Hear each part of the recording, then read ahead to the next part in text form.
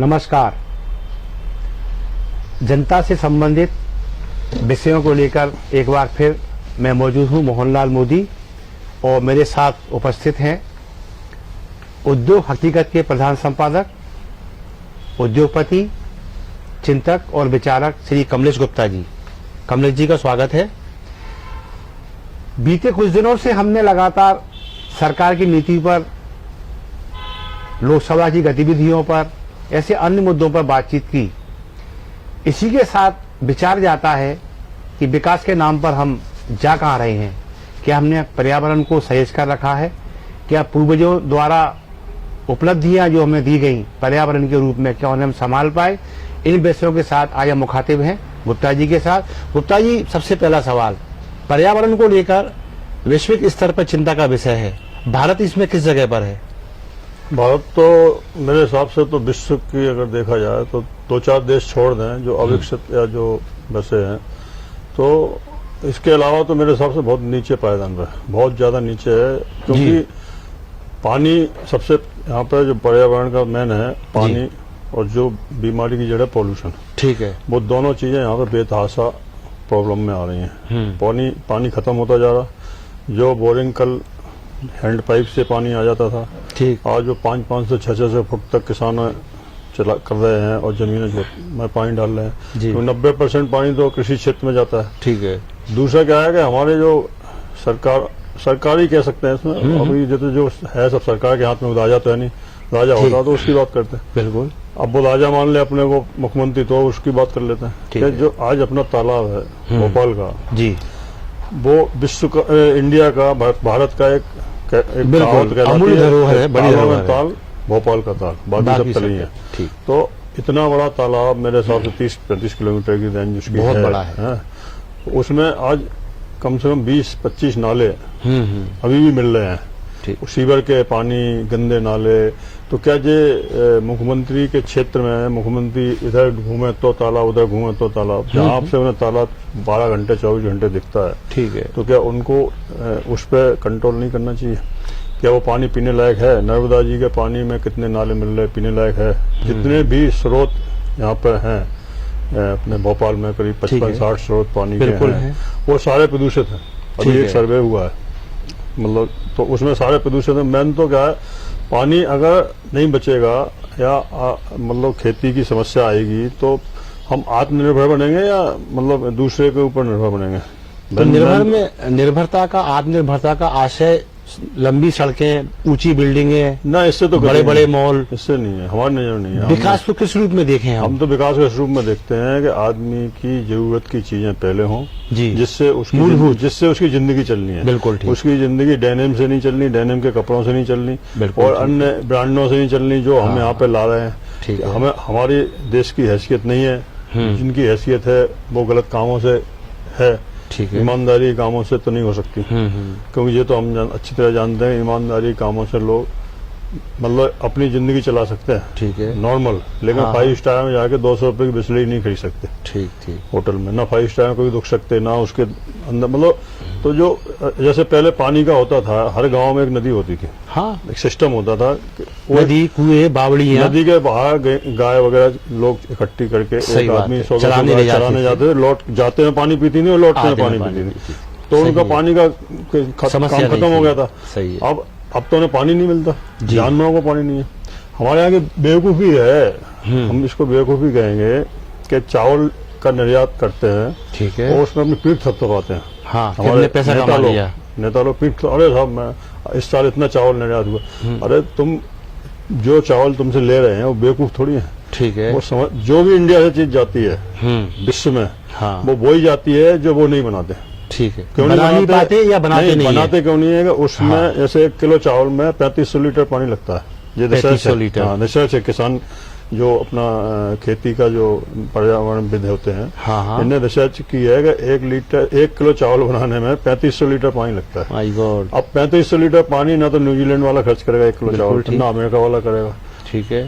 तो बोल के इंडिया से मिलता है, क्या जरूरत है? अरे 1 से 1 चावल लो ना, आप बासमती लो, एक दाना ही छोटा निकला रिजेक्ट। मतलब यहाँ से क्या चीज जाती है? जो है एक्सपोर्ट क्वालिटी। तो उसको एक्सपोर्ट क्वालिटी क्यों कहते हैं? तो क्या हम लोग वो नहीं खा सकते? हाँ हाँ भाई एक्सपोर्ट क्वालिटी इसलिए कहते हैं कि वहाँ पर क्वालिटी वाले लोग हैं। ठीक ठीक। वहाँ से जो इम्पोर्ट होता है वो वहाँ से एक्सपोर्ट नहीं, क्या वहाँ पे सेकंड नंबर थर्ड नंबर का सामान आता है यहाँ। ठीक है। यहाँ से फर्स्ट नंबर का सामान फर्स्ट नंबर का जाता है। पर्यावरण तो अभी पॉल्यूशन, मतलब पानी की बात करें अगर, तो हमारे जो गांव क्षेत्र हैं उनमें खेड़ी नदी, दसान नदी, सुखनई, ये वो बेतवा, और सब नदियां सूखी पड़ी हैं। बिल्कुल। सारे बांध जो है ओवर हो गए हैं, मिट्टी नहीं निकली उनकी जमाने से। तो कृषि नीति में हम कहाँ जा रहे हैं? वैज्ञानिक कहते हैं मोटे अनाज पे भी ध्यान दो। अरे मोटे गेहूं में, चावल में और सोयाबीन में लगा हुआ है। सबसे ज्यादा पानी गन्ना लेता है। बिल्कुल ठीक। उसके बाद चावल है। चावल और गन्ना। जी हाँ। और आपका चावल में धान कर लो, धान, गन्ना और गेहूं। पानी इतना, गेहूं आप जो हमने 1.25 लाख टन गेहूं पैदा किया, ठीक है, या ये किया, तो उसमें कोई बहादुरी का काम है क्या? आप जबरदस्ती उसमें यूरिया डाले जा रहे हैं। अरे जितनी गेहूं की जरूरत है उतना पैदा करो, उतना पैदा करो, बाकी चीजें और करो। और बाजरा है, ज्वार है, मक्का है। आप अगर 1.25 लाख टन गेहूं पैदा कर दिया, अब एमपी गवर्नमेंट उसका MSP पे अगर खरीदे तो क्या करेगी वो? कहाँ रखेगी? पहले सड़ रहा है, क्या करेगी? किसको बांट देगी? और इतना बांट देगी तो बजट कहाँ से आएगा? बजट कहाँ से आएगा? और इसके बाद भी हमारे देश में भूख रही है। हाँ, मतलब गेहूं स्टोर में है, आदमी भूखा मर जाता है, हर साल सड़ जाता है, हर साल भीगता है, बह जाता है पानी में। बिल्कुल ठीक है। तो इन चीजों में किसी ध्यान ही नहीं है। विकास उसको कहते हैं, वो सब 8 लाइन का रोड। और 8 लाइन रोड में आपको कितना मतलब जगह घेरी, ठीक है। अगर आप उसी 4 लाइन रोड के ऊपर 4 लाइन का रोड बना देते, ठीक है, खड़े करके, हाँ, तो क्या बुराई थी? तो आपकी दृष्टि से देखा जाए तो जो विकास, जो गवर्नमेंट की दृष्टि से, आम आदमी दृष्टि से विकास हो रहा है, उस विकास को ना करें। कहाँ हो रहा? कौन कह रहा विकास हो रहा? नहीं तो ये विकास, भाई आपको सड़क चाहिए, ट्रैफिक को चाहिए, पुल चाहिए, बिल्कुल नहीं चाहिए। ट्रैफिक बंद करो, क्या जरूरत है? आप बंद करो गाड़ियां बनवाना कंपनियों से, क्यों उनको प्रोत्साहन दे रहे हो? साहब हमारी 1 लाख गाड़ियां बिक गई, हमारे 2 लाख ट्रैक्टर बिक गए। अरे तो उनका फ्यूचर भी तो देखो क्या होगा। जी, फ्यूचर भी तो देखो आपके, जो हम प्रकृति से खेल रहे हैं। आज तुम कहते हो पॉल्यूशन इंडस्ट्री से होता है, ठीक है। पॉल्यूशन इंडस्ट्री से नहीं होता, पॉल्यूशन तो आपके वाहनों से हो रहा है, आपके डस्ट से हो रहा है। अब पूरे विदेशों में नियम है कि आप रोड के दोनों साइड ग्रीन होना चाहिए, ठीक है, और हर कॉलोनी में होना चाहिए। और उस कॉलोनी घर की ड्यूटी है कि अपने एरिया की घास को मेंटेन करे, काटे और उसको बाकायदा मेंटेन करे हर जगह। वो दोनों रोड के साइड कच्ची जगह चाहिए, उसमें घास चाहिए, तो वो पानी जो रोड का बहता है वो उसमें विलंबता है, ठीक है। हमारे यहाँ तो जो रोड है उनके दोनों साइड, जो कॉलोनियों के रोड है, एक साइड हम पत्थर लगा लेते हैं, दूसरी साइड कोई ब्लॉक लगा लेता है, बीच में रोड हो जाता है, तो पानी कहाँ रुकेगा? ठीक है। पानी जब आपके अंदर जमीन में नहीं जाएगा तो पानी आएगा कहाँ से? पानी सब बह जाता है। अब बांधों में जगह नहीं है, क्योंकि बांध जो 20 फुट गहरे थे बने शुरू में, उनमें सब में मिट्टी भर गई। तो जो बरसात का पानी आता है मिट्टी लेके आता है, वो सब जमती। अगर नए बांध ना बनाए जाएं, केवल पुराने बांधों को ही उनका मैनेजमेंट कर दिया जाए, ठीक है, उनको 15-15, 20-20 फुट गहरा कर दिया जाए, एक तो आदमियों को काम मिल जाएगा, ठीक है, और दूसरा पानी रोकने की क्षमता हो जाएगी। ठीक। सारी नदियां खाली पड़ी हैं, बालू खिंच रही है, अब बालू आ रही है, सब टावर बन रहे हैं, ये हो रहा है वो, लेकिन यहाँ उस चीज का ख्याल नहीं रखा जा रहा, यहाँ हाइट नहीं जा रही, ठीक है। आपको दुबई में अभी एक बुर्ज खलीफा बनाया है, उसकी हाइट मान लो 800 मीटर है, ठीक है, 800 मीटर, 100 लगभग 2500, 160 मंजिला है, 160 मंजिला, तो उसको बनाने में 5 साल लगे कुल। हाँ, 5 साल में खड़ा। हमारे यहाँ एक बांध पन्ना में स्वीकृत हुआ था पानी के लिए 2011 में, 2021 तक अभी उसमें नंबर नहीं लगा, ठीक, 300 करोड़ की कुल प्रोजेक्ट है, ठीक। अब अगर वो बनता है तो उसमें 28,000 पेड़ कटने हैं। अच्छा। और 28,000 पेड़ जो झाड़ हैं, जो 50 साल में पैदा हुए, 70 साल में पैदा हुए, 80 साल में पैदा हुए, वो पेड़ कटने हैं। वो जंगल है वो तो। अब तुम जंगल को मिटा के बांध बना रहे हो, तो वो जंगल कहाँ खड़ा करोगे? उसके जीव, जो वन जीव हैं, जो उस पर आधारित लोग हैं, वो कहाँ जाएंगे? आदिवासी लोग हैं, वो कहाँ जाएंगे? अगर उतना एरिया का आपने वन निकाल दिया तो वन नया तो एकदम से नहीं बन जाएगा, समय लगता है। आप इतने पौधे के साथ तो आप वन नहीं कह सकते उसे। तो फिर करे क्या? नहीं, आप इधर कहते हैं पर्यावरण बचा रहे, उधर अपन विकास भी चाहते हैं। हम तो नहीं, हम अपनी बात कर रहे हैं। हाँ, हमारे जैसे कई लोग हैं, हाँ, करोड़ों लोग हैं जो विकास नहीं चाहते। गाँव के लोग कहते क्या हमें जरूरत है विकास की? हमारे लिए 12 फुट की सड़क सफिशिएंट है, क्या जरूरत? आज आप चले जाओ विदेशों में, सड़क डबल है केवल, ठीक है, एक आने की एक जाने की, हर 1 किलोमीटर पास दिया हुआ है, हर 1 किलोमीटर सड़क को 200 मीटर ठीक है। एक निकाल दिया भाई यहाँ पास ले सकते हो। ठीक है। पहली बात तो वहाँ पास का नियम इसलिए नहीं है कि वहाँ पे 100 किलोमीटर की स्पीड गाड़ी की मैक्स है। ठीक। जब 100 किलोमीटर मैक्स है और आगे वाला 100 चल रहा है तो तुम क्रॉस तो कर नहीं सकते, सवाल ही नहीं उठता। तो अगर आपने क्रॉस किया तो मतलब 110 पे की, 110 पे की तो तुरंत आपके घर चालान पहुंचना है। बिल्कुल ठीक है। और एक्सीडेंट भी संभावना, एक्सीडेंट तो खैर नहीं होते हैं, उसकी वजह है कि वहाँ पे लोग सब मुझसे चलते हैं, 3 लाइन 4 लाइन और नशा वशा वहाँ पे बहुत लिमिटेड होता है। ठीक है। गाड़ी चलाने में कोई ड्रिंक नहीं करते। यहाँ पे जैसा नहीं है कि नियम है सब कुछ, लेकिन सारे नियम तोड़ने के लिए होते हैं। ठीक है। तो जब तक पर्यावरण अगर नहीं है, जब तक आपको शुद्ध पानी पीने का नहीं है, तो आप टाई सूट का क्या करोगे?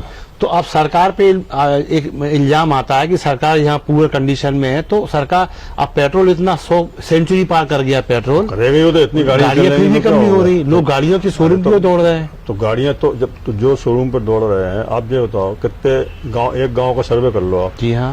एक गाँव में 5000 की आबादी है, आप पूछ लो कितनी गाड़ियां हैं वो। 10 भी नहीं मिलेंगी आपको। हाँ हाँ। और शहर की आबादी पे हर घर के बाद 2 गाड़ियां खड़ी होंगी। ठीक है। तो वो मतलब ऐसे अभी तो भारत में फिर भी मतलब ओम पब्लिक देखा जाए तो एक घर में 10 गाड़ियां हैं, 8 गाड़ियां हैं, तो एवरेज इसलिए बढ़ रहा है। बड़े बड़े उद्योगपति हैं, अब वो गाड़ी लाते हैं 2 साल में, उसका वो लेके बेनिफिट टैक्स फ्री हो जाती है गाड़ी, तो उसमें उन्हें बेनिफिट मिलता है सब, वो एक तरह से इंसेंटिव। जो गाड़ी आपकी हर साल पुरानी होती है 25% साल मिलेगा, अगले बार 15%, तो इनकम टैक्स में छूट मिलती है उसकी।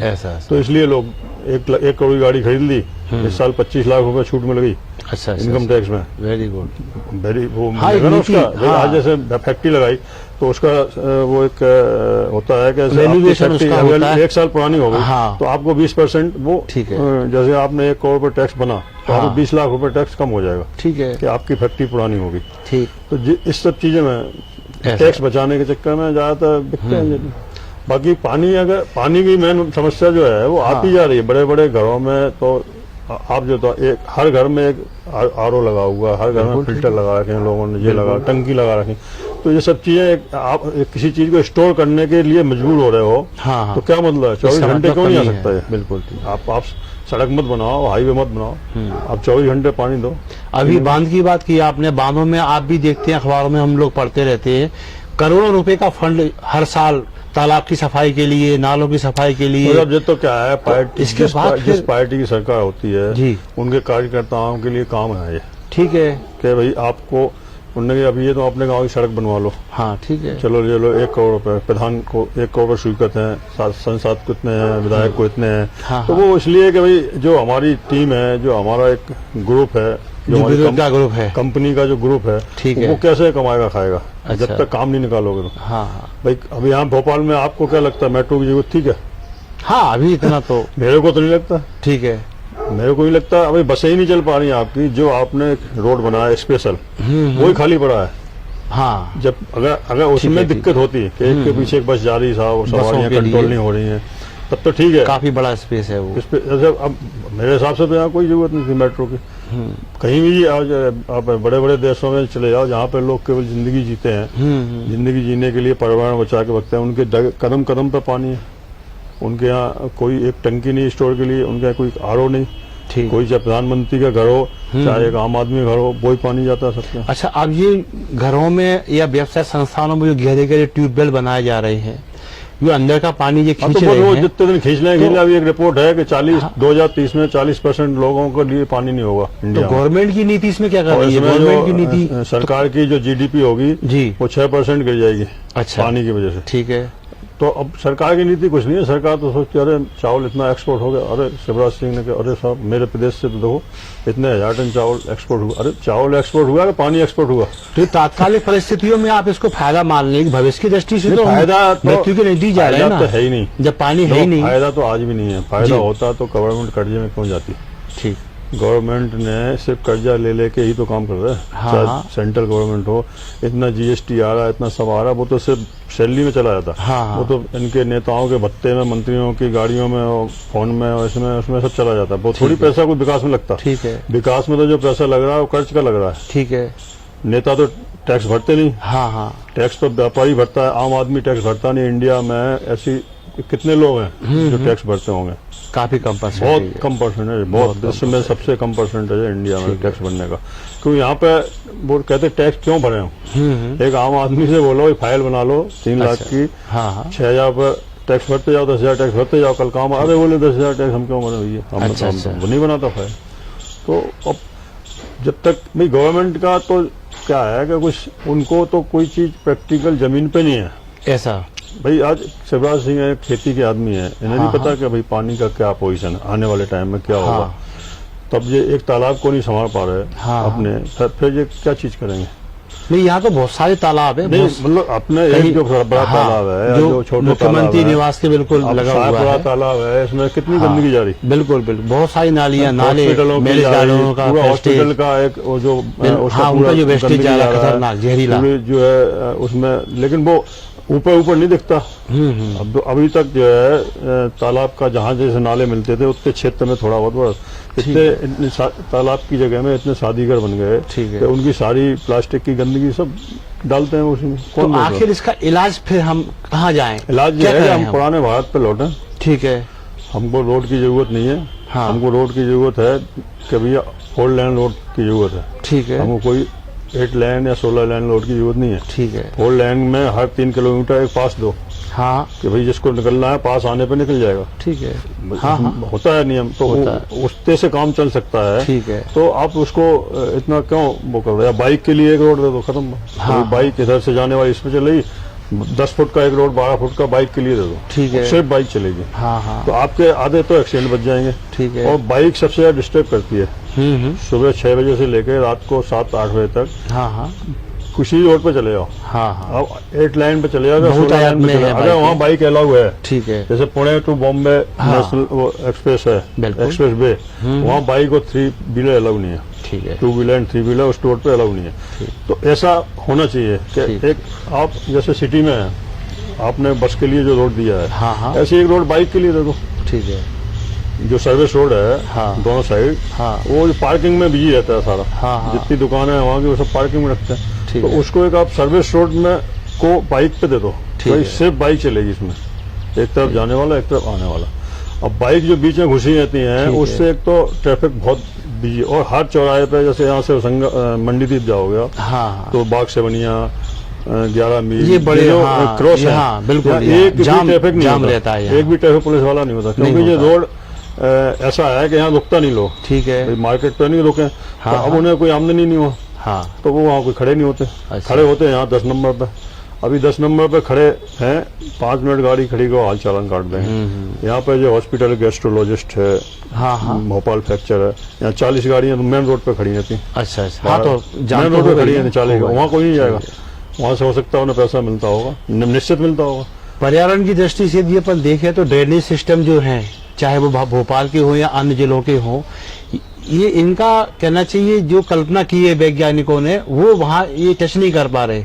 गंदगी है वो सीधी तालाबों में जा रही है। तो जब तक कोई इनका विकल्प कुछ, एक बार सरकार इंदिरा गांधी ने जो चलाया था, अच्छा, नसबंदी अभियान, हम दो हमारे दो का, वो उनका भुगतान उन्हें करना पड़ा था। ये देश अजीब तरह का है, उनकी सरकार कर गई। इसके बाद किसी ने हाथ नहीं लगाया इस चीज में। लेकिन आज तो लोग स्वेच्छा से जा रहे हैं। कौन जा रहा है? जा तो रहे हैं, बहुत कम। कम है, कम बहुत कम ना के वो भी कैसे जा रहा है करने, चलो तुम्हें 2000 रुपये मिलेंगे, नसबंदी करा लो। अच्छा, उस पे बाकी तो समझदार लोग तो चलो अपने 2 बच्चे का चला ही रहे। लेकिन कुछ 1-2 कम्युनिटी या कुछ ऐसे लोग हैं जो देश की आबादी में 4 चांद लगा रहे हैं, ठीक है, बढ़ाने में। तो फिर उनको क्यों नहीं कंट्रोल कर रहा? जो कॉमन सिविल कोड जो सरकार कह रही है कि हम प्रतिबद्ध हैं लाने के लिए, भाजपा के ये एजेंडे में भी था। भाजपा तो जब विपक्ष में थी, जी हाँ, तब सबसे बड़ा तो उनका यही कहना था जनसंख्या नियंत्रण, जनसंख्या नियंत्रण कानून क्यों नहीं लाती सरकार, क्यों नहीं लाती? क्यों पता है गई सरकार। अच्छा, तो अब ये क्यों नहीं लाते? 5 साल निकल गए, अब क्यों नहीं लाते? तो पर्यावरण की दृष्टि से हम ऐसी इग्नोर करते हैं, सरकार प्राथमिकता में है। जब तक आदमी, जैसे अगर उसी समय ये रोक लग जाती है, ठीक है, इंदिरा गांधी के टाइम पे, तो आज भारत कहीं से कहीं होता। अच्छा, आज भारत चाइना की टक्कर पे होता। चाइना ने क्या किया? चाइना ने 20 साल पहले एक बच्चे का नियम बनाया था। हमने उसको तानाशाह कहा। तानाशाह मान लो तो भी ठीक है। अच्छा, आज वो सबसे आगे है। ठीक, आज वो सबसे आगे, क्योंकि उसके बाद हम कहते हैं, हमारे प्रधानमंत्री कहते हैं साहब हम युवा देश हैं। हाँ, हमारे यहाँ 35 साल से 40 साल की कितनी पीढ़ी है, युवा पीढ़ी है।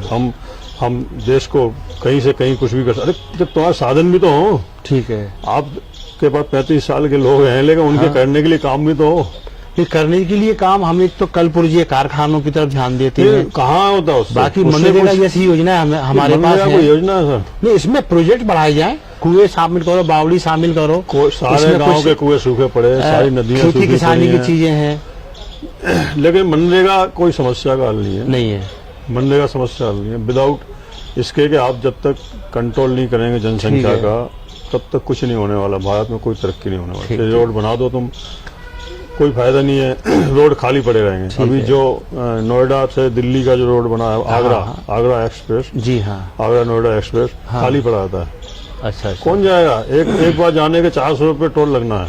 हाँ, आगरा से दिल्ली आदमी बचता, आम आदमी कौन जाएगा? सही है, या तो बाइक वाला जाएगा, उसे टैक्सी लगना, ट्रांसपोर्ट वाला जाएगा, नहीं, या फिर अब कोई पैसे वाला हम लोग खलता है क्या? हम सिटी चार्टेड बस से चले जाएंगे 150 रुपया में, चार्टेड बस से 200 रुपया में, 150-200 ऐसी किराया है। बिल्कुल 200 अंदर चले जाओ, 200 तो आपको टोल लग जाएगा। सही कार में जाओगे तो बिल्कुल सही, और डीजे अलग लगेगा, और रुकना अलग पड़ेगा, बेट अलग करना पड़ेगा, लाइन लगी है। तो ये सब चीजें किसी का ध्यान, विकास उनको ये कहते हैं, डीवी मॉल बन गया, होशंगाबाद में 2 मॉल बन गया, उस्मा मॉल बन गया, खाली पड़े हैं, कुछ नहीं है, ठीक, कोई उनकी रिकवरी नहीं है। तो पर्यावरण की दृष्टि से अगर हम खान पान को देखें तो हमारी थाली में आज से 2-4 दशक पहले कुछ फल फ्रूट हुआ करते थे, कुछ प्राकृतिक ऐसी चीजें। 10 साल पहले 2-4 दशक की बात चल रहे हैं, 2-4 दशक की, मतलब 80 की बात कर रहे हैं। नहीं, हम जाए सीधे 50 के दशक में, 4 दशक की कर रहे हैं, 80 की बात कर रहे हैं। 80 वो सब भूल गए। 80 में सब कुछ शुद्ध था, वही एक जामफल है, थोड़ा सा वो, या कोई सेब का सब कुछ शुद्ध था। बेर के पेड़, ना तो फलों की जरूरत थी, हाँ, ना किसी चीज की जरूरत थी। उसमें तो केवल रोटी और दाल में ही इतनी पौष्टिकता थी और इतने तत्व थे कि वो ही काफी थे। जी जी, एक लौकी की सब्जी ही काफी थी, तोरई की सब्जी ही काफी थी, जो देसी फल है अपने वो ही काफी थे। हमें कोई विदेशी फलों की जरूरत नहीं थी। बिल्कुल। लेकिन अभी समस्या ये है कि हम लोग इतने गिरे हुए क्यों हैं कि हम एक्सपोर्ट जो चीज करते हैं, हाँ, वो नंबर 1 क्यों करते हैं? ठीक है। क्या विदेशी लोग हमसे ज्यादा वो हैं, मतलब कैपेबल हैं, कैपेबल नहीं, मतलब ज्यादा ख्याल रखते हैं? हाँ, तो अगर ख्याल रखते हैं तो अभी हमारी सरकार क्यों ऐसा कर रही है?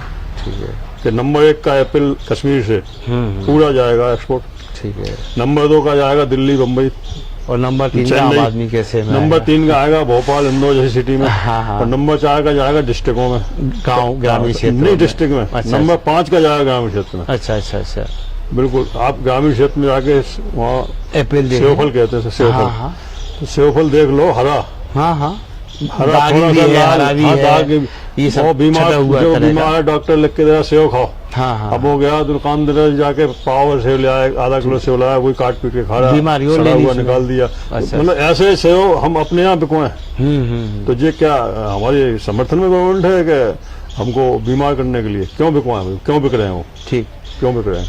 इस क्षेत्र में, पर्यावरण के क्षेत्र में, चाहे पेड़ों की बात हो, पानी की बात हो, खाने की बात हो, शरीर पर इसके दुष्प्रभाव और फिर उस पर आने वाला एक्सपेंडिचर, ये किस रूप में लेते हैं आप? तो देख लो, अस्पताल भरे पड़े हैं जी। किसी भी अस्पताल में चले जाओ, सरकारी में, आज एम्स में चले जाओ, यहाँ के जितने सरकारी अस्पताल, भोपाल के, इंदौर के, सरकारी की बात कर रहा हूँ। प्राइवेट में तो अलग ही है, नहीं प्राइवेट फुल है, प्राइवेट फुल है, क्योंकि आजकल वो सरकार बांट रही है ना पैसा, आयुष्मान में वो भी फुल है। तो अस्पताल जहाँ फुल होंगे उस देश का फ्यूचर, ठीक है, बिल्कुल खतरनाक स्थिति में है।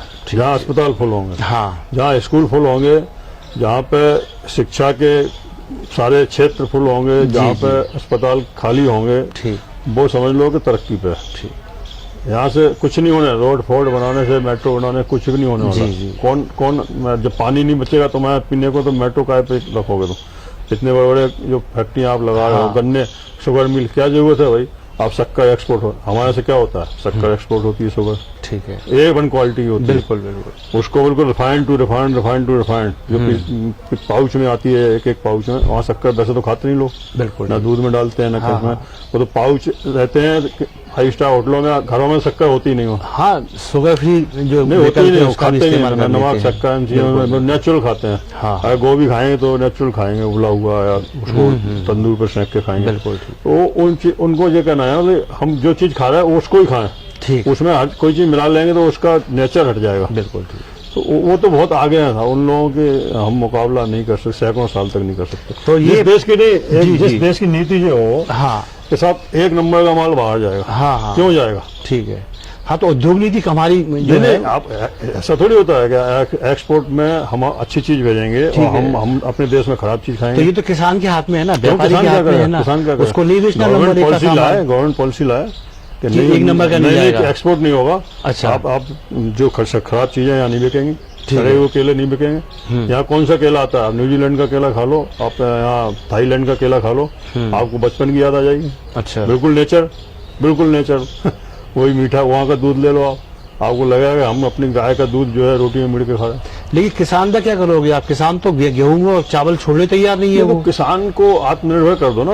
वो तो हो गया आत्मनिर्भर, उसकी जमीनें तो छीन रहे आप। नहीं, फिर भी आज एक बैन लगा दो कि किसानों की जमीनें खरीदी नहीं जाएंगी। जो एक टाइम में इंदिरा गांधी ने लगाया था कि जो जमीनें पट्टे पे दी गई हैं तुमको खेती करने के लिए, वो बेच नहीं सकते।